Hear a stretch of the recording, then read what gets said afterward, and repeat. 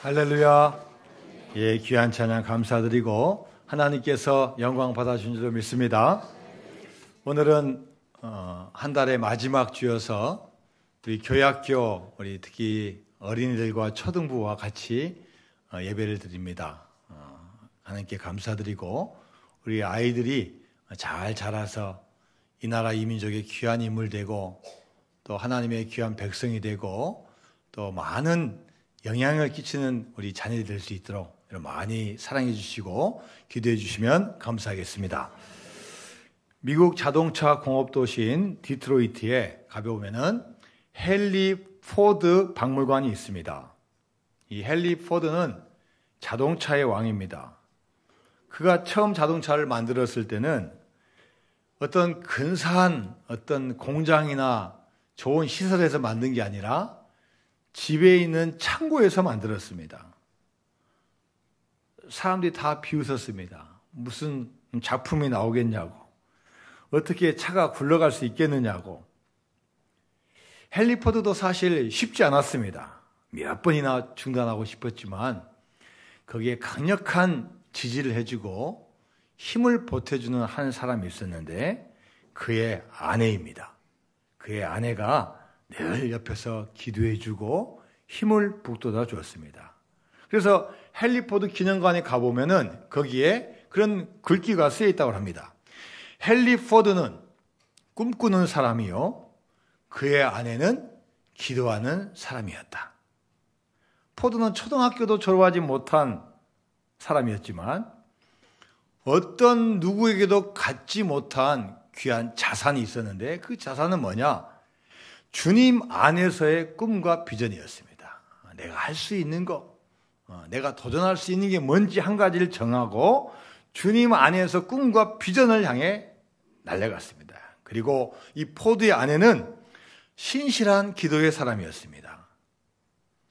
포드 자동차는 이 꿈과 기도가 아우러진 아름다운 작품입니다. 아내는 늘 말로써, 마음으로써, 기도로 남편을 응원했습니다. 당신은 할 수 있어요.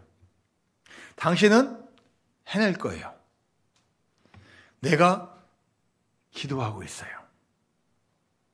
드디어 1883년 그 집에 있는 낡은 창고에서 엔진의 굉음 소리가 울리면서 자동차가 팍 튀어나오면서 미국에서 최초의 자동차가 시작이 되었습니다. 포드 부부가 죽은 후에 많은 분들은 이 디트로이트에 박물관을 세워주고 방금 말씀드렸던 이 문구를 써놨어요. 포드는 꿈꾸는 사람이요, 그의 아내는 기도하는 사람이었다. 만약 사람에게 여러분 꿈이 있다면 살아있다 할지라도 살아있다고 할 수 없는 존재가 됩니다. 우리 인간이 산다는 건 어떻게 보면은 꿈을 꾸고 사는 존재입니다. 아무리 젊어도 꿈이 없다면 희망이 없는 사람입니다. 아무리 나이가 많아도 꿈이 있다면 여전히 그분에게는 소망과 희망이 있습니다. 꿈이 있는 사람은 어려움이 오고 역경과 좌절이 와도 절대로 좌절하지 않습니다. 그러나 꿈을 상실한 사람은 조금만 어려워도 좌절하고 맙니다. 성공하는 사람과 실패하는 사람의 차이점이 어디 있습니까? 성공하는 사람은 어려움이 오고 고난이 오고 문제가 있어도 늘 꿈을 갖습니다. 그리고 그 꿈을 이루기 위하여 앞으로 나아가고 도전합니다. 어떤 부정적인 생각보다는 긍정적인 생각으로 전진합니다. 그러나 실패하는 사람은 항상 누구 핑계를 댑니다. 누구 탓입니다. 현실에 급급합니다. 모든 일이 부정적이고 비판적입니다. 그래서 세상에서 가장 불행한 사람이 되고 맙니다. 오늘 본문에 나오는 이야기는 몇 절 되지 않는 아주 짧은 내용인데 너무나 소중한 말씀입니다. 예수님께서는 하늘나라의 비유를 말씀하시면서 겨자씨의 비유를 듭니다. 여러분, 겨자씨가 얼마나 작은지 아십니까? 저도 한번 그것을 사본 적이 있는데요.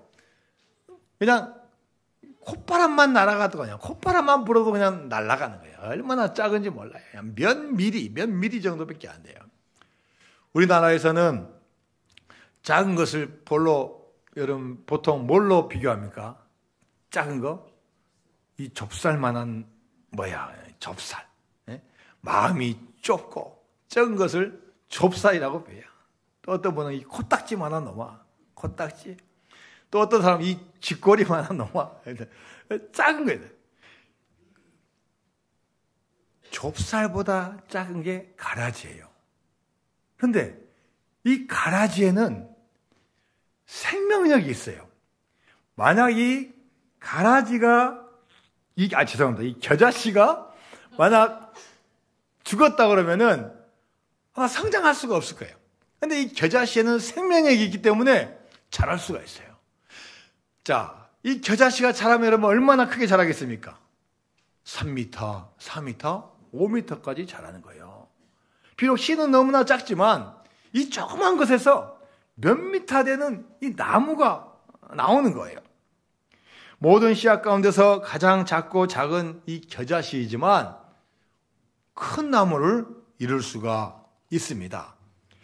예수님은 이 하나님 나라를 이 겨자씨에 비유했어요. 하나님 나라는 지금 보기에는 잘 안 보여요. 너무나 적어요. 희망이 없는 것 같아요. 그게 과연 이루어질까? 응답이 될까? 의심할 수가 있어요. 그런데 이 조그만한 겨자씨가 자라서 상상할 수 없는 이 모양을 나타내는 게 하나님 나라라는 거예요. 자, 여러분 잘 한번 생각해 보십시오. 모든 것은 다 작은 것부터 시작합니다. 자, 우리 어린 아이들 태어나면은 이제 보통 3kg에 태어나고 2점 몇 kg 태어나고 큰 애들은 막 4kg, 5kg 태어납니다. 그래도 작아요. 이 아이들이 시간이 지나면서 이제 어린아이가 되고 어린이가 되고 또 초등학생이 되고 중고등학생이 되고 점점점 자랍니다. 야, 너는 왜 이렇게 작어? 빨리 커 하면서 갑자기 무슨 주사를 놓고 갑자기 한다고 크는 게 아니에요. 시간이 걸려요. 시간이. 조금씩. 한 걸음. 그러면서 한 사람이 되는 거고 한 사람이 인격체로 변화해 나가는 겁니다. 오늘 본문 앞에는 씨가 어떻게 자라는지 그 자라는 씨에 대한 비유가 나와요. 자, 마가복음 4장 26절에서 28절까지 말씀 한번 봅니다. 시작. 또 이르시되 하나님의 나라는 사람의 씨를 땅에 뿌린 것과 같으니 그가 밤낮 자고 깨고 하는 중에 씨가 나서 자라되 어떻게 그리 되는지를 알지 못하느니라. 땅이 스스로 열매를 맺되 처음에는 싹이요 다음에는 이삭이요 그 다음에는 이삭의 충실한 곡식이라. 사람이 처음에 씨를 뿌리는데요, 이 씨가 처음에는 어떻게 자라는지 알 수가 없어요. 항상 지켜볼 수도 없고 시간이 필요한 거예요. 낮 시간도 지나고 오후가 되고 또 밤이 되고 새벽이 되면서 햇볕도 비치고 비가 오기도 하고 수분을 섭취하기도 하고 또 시간이 많이 걸리면서 이 씨가 조금씩 자라는 거예요. 우리는 그것을 잘 알지 못하지만 그 자체의 자연 환경과 그 시간의 흐름에 따라서 조금씩 성장하는 거예요. 그래서 결국은 이 씨가 자라서 싹이 나고 그 다음에는 이삭이 피고 그 다음에는 충실한 곡식을 맺게 되는 겁니다. 겨자씨는 아무리 작아도 그 자체에 생명력이 있기 때문에 반드시 성장할 수 있습니다. 우리가 믿는 예수님, 우리가 받아들이는 하나님 말씀에는 바로 이 생명의 씨앗이 있습니다. 예수님이 태어날 때 예수님은 만왕의 왕을 오셨지만 처음부터 면류관 쓰고 오신 분이 아닙니다. 그 왕궁에서 거대한 높은 자리, 또 아주 비싼 곳에서 오신 분이 아니에요. 어떻게 보면 가장 낮은 곳에 오셨어요. 마을 구유에서 태어나셨어요. 로마 제국이 보기에는 식민지 나라에 그냥 조그만 아이에 불과해요. 그런데 이 아이가 자라서 나중에는 로마 제국을 바꾸는 거예요. 그때는 정말로 비천한 아이였지만 하나님께서 이 땅에 인류를 구원한 생명의 씨앗을 주셔서 그것이 자라서 로마 제국을 넘어서고 전 세계에 전파되는 역사를 행해주신 겁니다. 예수님의 12제자도 마찬가지입니다. 12제자가 많이 공부하고 능력이 있어서 일을 한 게 아닙니다. 처음에는요, 예수님 말씀 들어도 깨닫지 못해요. 또 어부 출신이 많아가지고 학식이 많은 것도 아니에요. 숫자가 많은 것도 아닙니다. 12명에 불과합니다. 그런데 이들이 복음을 증거합니다. 예수님께서 죽으시고 부활하시고 승천하신 다음에는 그들이 책임감을 느끼고 더 사명을 잘 감당합니다. 초대교회도 얼마나 미미했습니까? 마가다락방에서 120명의 문도가 모여서 성령 충만함을 받았습니다. 숫자가 그 수천만 수억의 인구 중에 단지 120명에 불과합니다. 그런데 이들이 복음을 증거합니다. 핍박 속에서 도망다니면서 복음을 증거하고 감옥에 갇히기도 하고 사자에게 먹히기도 합니다. 모진 학대와 고난을 받으면서 초대교회는 마치 잡초처럼 자랐습니다. 베드로가 전한 말씀, 생명의 말씀이기 때문에 3,000명, 5,000명이 회개하고 돌아오는 역사가 일어납니다. 사울이란 한 사람은 바리새인 중에 바리새인이고 율법을 잘 지키는 사람이었습니다. 그런데 그는 그 율법을 가지고 사람을 살리는 게 아니라 사람을 죽입니다. 스데반을 죽이고 교회를 파괴하고 교인들을 감옥에 잡아 가두고 죽였습니다. 세상적으로 그렇게 높은 지위와 부를 가지고 열심히 공부했는데 그 결과가 뭐냐? 사람을 죽이는 일에 힘쓰는 거예요. 그랬던 이 사울이 다메섹 도상에서 부활하신 주님을 만나고 180도로 바뀝니다. 그 안에 이제는 예수님이라는 생명의 존재가 들어가니까 모든 율법, 모든 세상적인 기준이 다 사라지고 하나님의 기준이 그 마음 가운데 들어가는 거예요. 예수님을 만났습니다. 길이요 진리요 생명이신 주님을 만나게 됩니다. 생명의 근원 되신 분을 만나게 된 거예요. 그가 한 행위는 어떻게 보면은 태평양 한가운데 돌을 던지는 것 같은 행위였어요. 그런데 시간이 지나면서 이 복음의 씨앗이 점점 자라서 로마 제국을 삼키는 거예요. 총도 아니고 칼도 아니고 어떤 무력도 아니고 어떤 인기도 아니에요. 겨자씨만한 조그만한 하나님 말씀이지만 이 말씀이 로마 제국을 다 점령을 해 나갑니다. 구약성경에 보면은 요셉은 형들의 미움을 사서 애굽으로 팔려갑니다. 애굽으로 가는 상인들에게 형들은 요셉을 팔아넘깁니다. 비참하게 팔려가지만 그 어려움 가운데 요셉은 하나님께 자신의 인생을 맡깁니다. 하나님, 제가 어떻게 할 수 있습니까? 저는 한 노예에 불과합니다 하면서 하나님께 뜻을 물어보면서 기도합니다. 이때 하나님께서 요셉과 함께 계셔요. 나를 의지하고 나를 바라보는 그 한 사람에게 하나님께서는 주목하시는 거예요. 그리고 이 한 사람을 통해서 사용하시는데 요셉이 가는 곳마다 잘되게 만드신 거예요. 그래서 성경에서 뭐라고 표현하냐? 요셉이 있는 곳에 형통함이 임하니라. 가는 곳마다 잘 되는 거예요. 보디발 장군의 집에 가면 보디발 장군이 잘 되고 심지어 감옥에 가면 감옥도 잘 되고 이 한 사람 말미암아 이집트라는 나라가 어마어마한 더 큰 제국으로 바뀌게 되는 거예요. 우리나라에도 140년 전에 복음이 들어왔습니다. 선교사님들이 들어와서 복음을 전했는데 그 혜택을 누가 누렸습니까? 전국에 교회가 세워지고 병원과 학교가 세워집니다. 복음이 전해집니다. 문맹 퇴치 운동이 일어나고 사회가 발전합니다. 어린이와 여성의 권리가 향상이 됩니다. 그 선교사님이 가지고 온 복음이 개인을 바꾸고 사회를 바꾸고 나라를 바꿨습니다.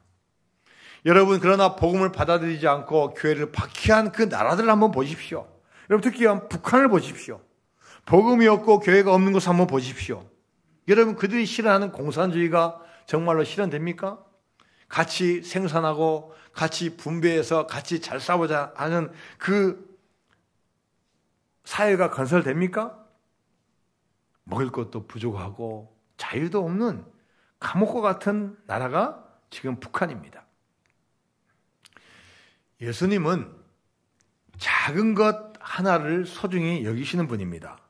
자, 마태복음 25장 40절 말씀입니다. 시작. 임금이 대답하여 이르시되 내가 진실로 너에게 이르노니 너희가 여기 내 형제 중에 지극히 작은 자 하나에게 한 것이 곧 내게 한 것이니라.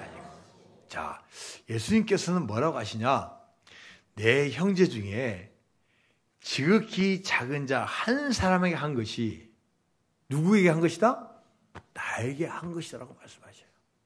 내 주변에 있는 한 분 한 분이 소중한 존재라고 말씀하셔요.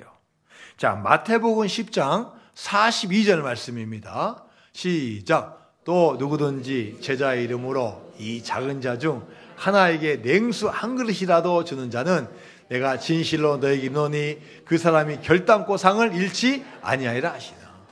또 예수님께서 뭐라고 하십니까? 자, 작은 자 중에 한 사람에게 냉수 한 잔, 물 한 잔 주는 자는 내가 분명히 기억할 거다. 내가 그에게 반드시 상을 주겠다고 말씀을 하고 계십니다. 예수님은 한 사람 한 사람을 참으로 소중히 여기셨어요. 자, 누가복음 16장에 보면은 거지 나사로와 부자 이야기가 나옵니다. 참 신기한 게요. 거지는 이름이 있어요. 나사로라는 이름이 있는데 부자는 이름이 없어요. 또 거지는 천국에 갔는데 부자는 지옥에 가 있어요. 자, 예수님께서 왜 이런 이야기를 하셨을까요? 세상적으로 물론 잘되고 성공하는 거 필요하지만 그것보다 더 소중한 게 있다는 거예요. 그것보다 더 귀한 게 있다는 거예요. 그게 바로 뭐냐? 길이요 진리요 생명이 되신 나를 만나는 게 정말로 중요하다는 거예요. 그분이 부자이든 그분이 거지이든 그분이 성공했든지 그분이 실패했든지 그게 중요한 게 아니라 나를 만나는 게 중요하다는 거예요. 그래서 거지는 이름이 있어요. 나사로. 근데 부자는 이름이 아예 없어요. 예수님은 현장에서 가늠하다 잡힌 수치스러운 여인을 용서하셨습니다. 예수님은 문둥병, 나병에 걸려 버림받은 사람들, 다른 사람들은 다 부정하다고 다 격리시키고 근처도 가지 않는데 다 그 외면하는 사회에서 예수님은 그들을 품어주시고 그들을 만나주시고 병을 고쳐주셨어요. 예수님은 그 시대에 다 차별하고 무시했던 그 아이들과 여인들을 기억하셨어요. 아이들이 내게 오는 것을 금하지 말라, 막지 말라. 천국은 이 어린아이들과 같은 것이다라고 말씀하셨어요. 숫자 셀 때 숫자에 포함되지 않은 많은 여인들 믿음으로 인도하시고 그들과 함께 동역하셨어요. 여러분, 예수님은 왜 이 땅에 오셨습니까? 여러분, 다른 사람 볼 필요 없어요. 교회는 어떤 분 볼 필요 없고 심지어 아내, 남편 볼 필요 없어요. 예수님 여러분 이 땅에 왜 오셨습니까? 나 한 사람 위해서 오신 거예요. 사회적으로 아무리 기독교 사회이고 아무리 좋은 문물이 오고 좋은 문화를 누려도 내가 주님을 영접하지 않으면은 나는 구원받을 수 없어요. 예수님은 여러분 한 분을 위해서 이 세상에 오신 거예요. 세상의 인구가 80억 인구가 있지만 바로 여러분 한 분이 얼마나 소중한지 몰라요. 예수님은 여러분 왜 이 땅에 오셨습니까? 그 어떤 분이 아닌 바로 나의 죄를 사하시기 위해서 나의 구원을 위해서 이 땅에 오신 줄로 믿습니다. 사랑하는 여러분, 여러분 가운데 연약함과 부족함이 있습니까? 문제가 많이 있습니까? 하나님은 아십니다. 주님 앞에 나와서 주님께 고백하고 그분 만나면 그분께서 도와주셔요. 무엇보다도 하나님께 기도해야 됩니다. 채워달라고, 고쳐달라고 기도하면 하나님께서 도와줄 줄로 믿습니다.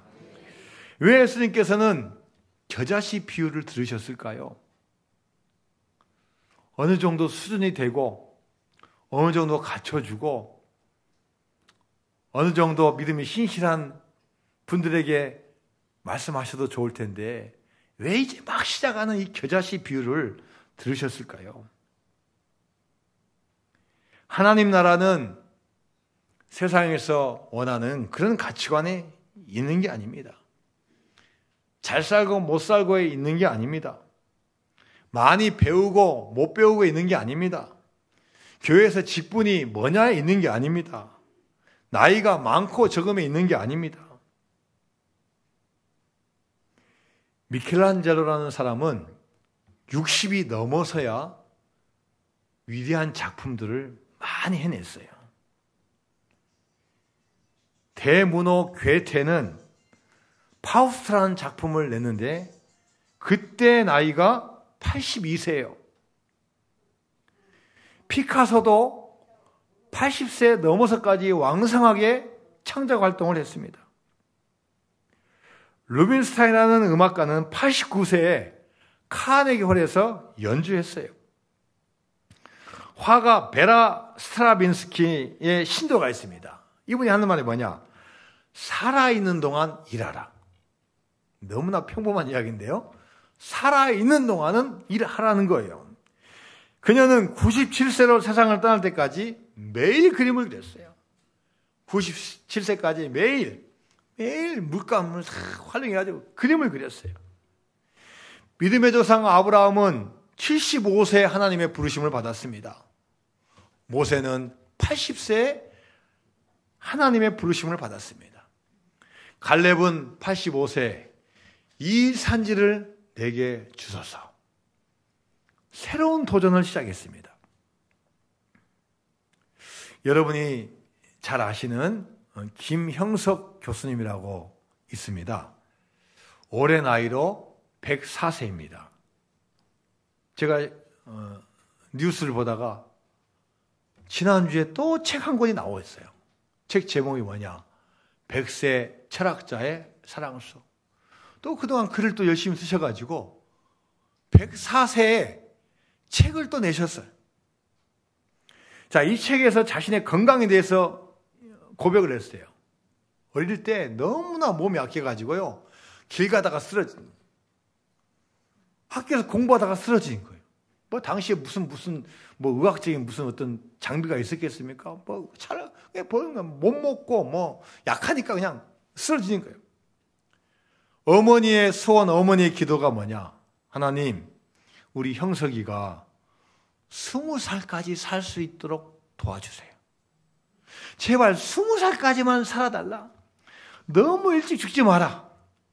그리고 본인도 14살 때 기도했다고 합니다. 하나님, 만약 저에게 건강 주셔서 제가 오래 살게 된다면, 어른이 될 때까지 살게 해주신다면 저를 위해서 살지 않고 제가 하나님을 위해서 일하겠습니다.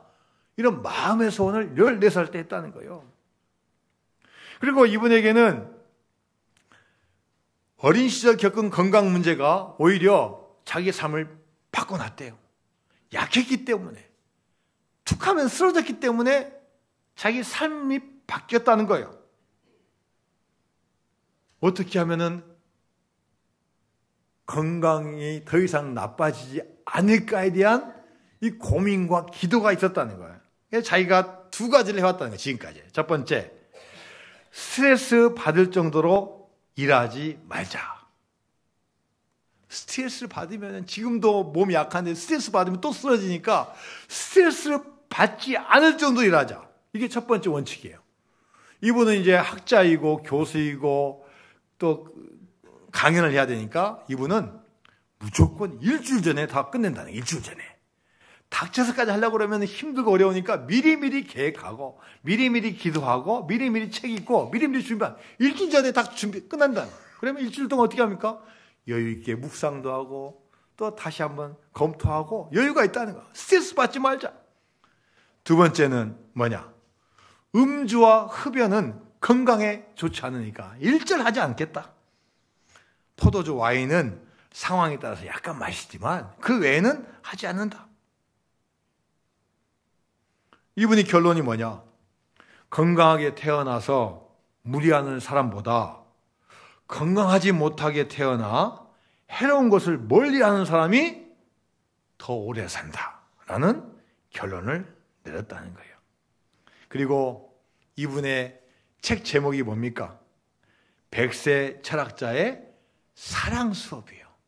자, 오래 사는 게 목적이 되어서는 안 된다. 오래 사는 게 언제 죽을지 오래 사는 게 목적이 아니라 뭐가 필요하냐? 오랜 삶을 지탱할 수 있는 것은 바로 사랑이 있어야 된다. 먼저 가족 간의 사랑, 부부 간의 사랑, 부모님에 대한 사랑, 자녀와 손주에 관한 이 사랑이 먼저 돼야 된다. 그리고 이것을 확대시켜야 된다. 공동체, 교회, 그 다음에 국가, 민족 확장시켜야 된다.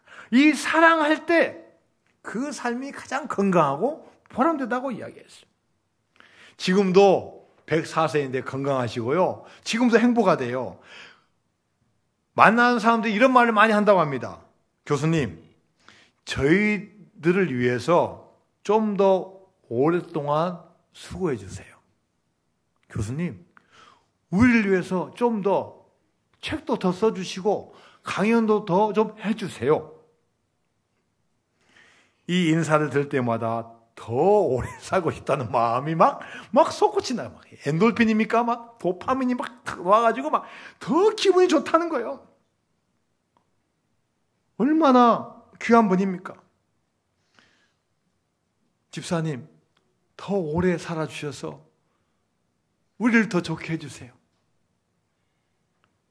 저와 여러분도 이 교수님이 듣는 이런 이야기를 드려야 될 줄로 믿습니다. 사명에는 나이가 없습니다. 물을 끓이는데 새 주전자, 낡은 주전자 중요하지 않습니다. 물만 잘 끓이면 됩니다. 오히려 새 솥에 밥하는 것보다도 오래 묵은 가마솥밥이 훨씬 더 맛있어요. 우리는 마지막 호흡 있을 때까지 일하고 예배 드려야 됩니다.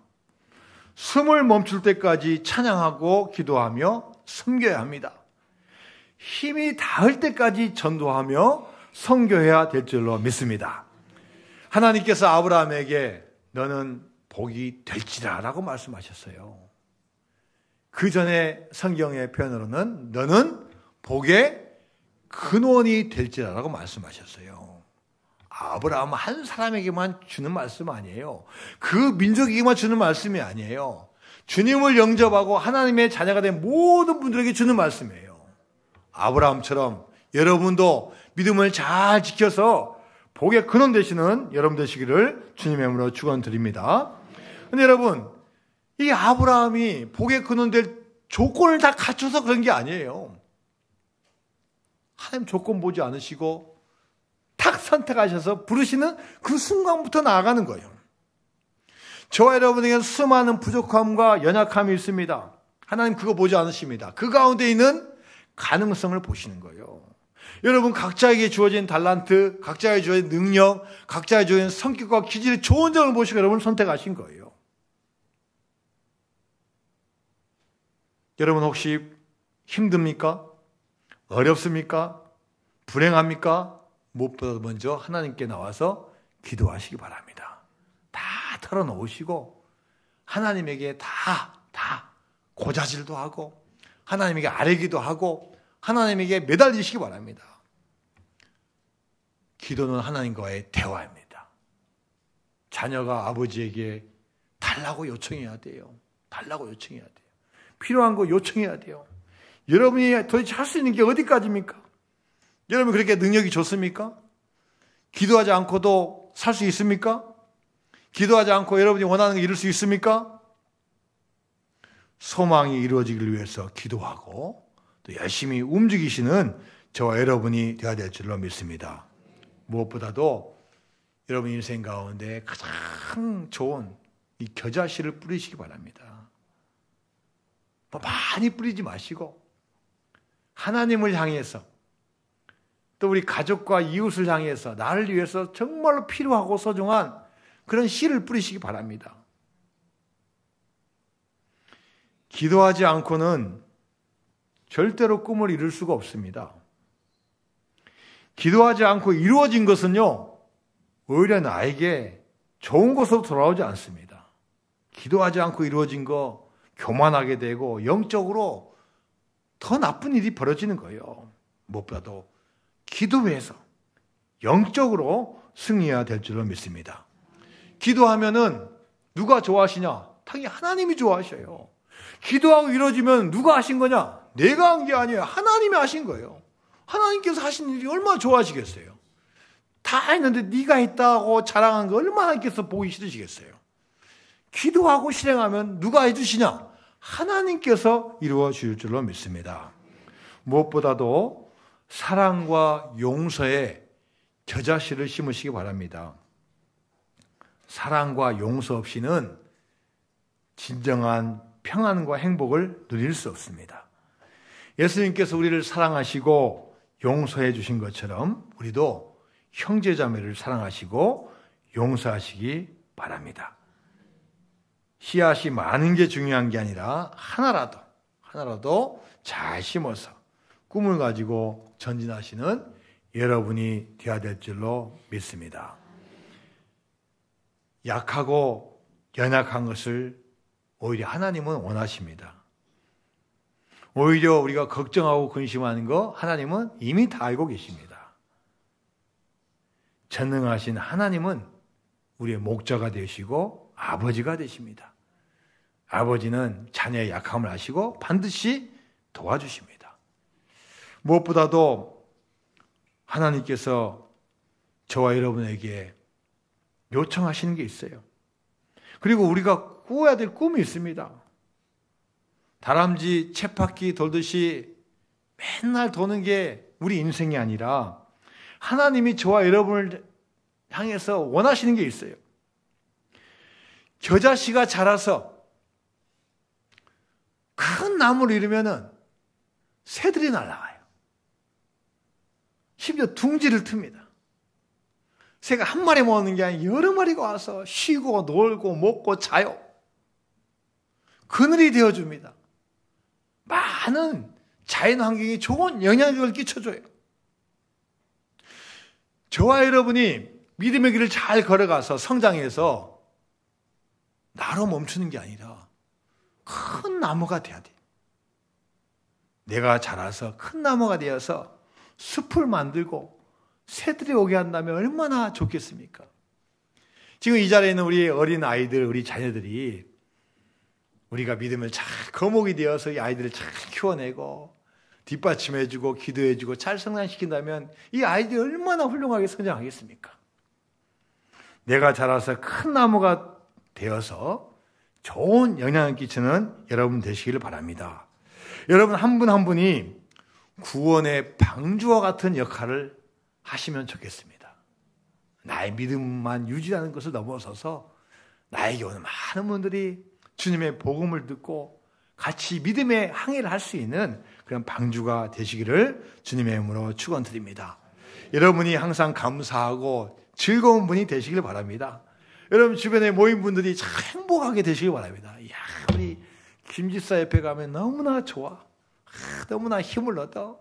달리면서 기도해 주니까 너무나 좋아. 여러분 이런 분이 되시길 바랍니다. 내가 복을 받아서 나누고 베풀어서 하나님께 영광 돌려야 될 줄로 믿습니다.